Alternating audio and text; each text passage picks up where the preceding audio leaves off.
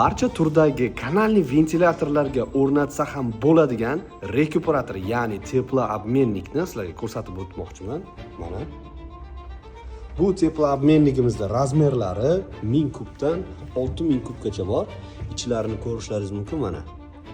Narxlarini bilish uchun quyidagi raqamlarga murojaat qilishlaringiz mumkin. Barcha turdagi kanalli ventilyatorlar qo'yilgan joylarga, obyektlarga o'rnatsangiz bo'ladi. Bu teploobmennikimizda asosiy vazifasi tashqarida sovuq bo'lsa, ichkari issiq bo'ladigan bo'lsa, tashqaridan kirib kelayotgan bu sovuq havoni ilitib olib kirib beradi. Ya'ni ichkaridagi issiq havo bilan sovuq havo o'rtada almashinuv bo'lib, havoni ilitib olib kirib beradi. Aksincha, yoz oylarida tashqaridan kirib kelayotgan issiq havoni ichkaridagi salqin havo bilan ozgina pasaytirib olib kirib beradi. Oddiy matematika bilan hisoblab qaraydigan bo'lsak, tashqari 35-40 gradus issiq bo'ladigan bo'lsa, obyektning ichi 20 gradus bo'ladigan bo'lsa, havo oqimi kirib kelayotganda teploobmennik vazifasi ishga tushadi va bu yerda o'rtacha stabil havo oqimi bo'lib kiradi. Ya'ni 40 gradus yoki 35 gradus issiq ichkariga kirib ketmaydi.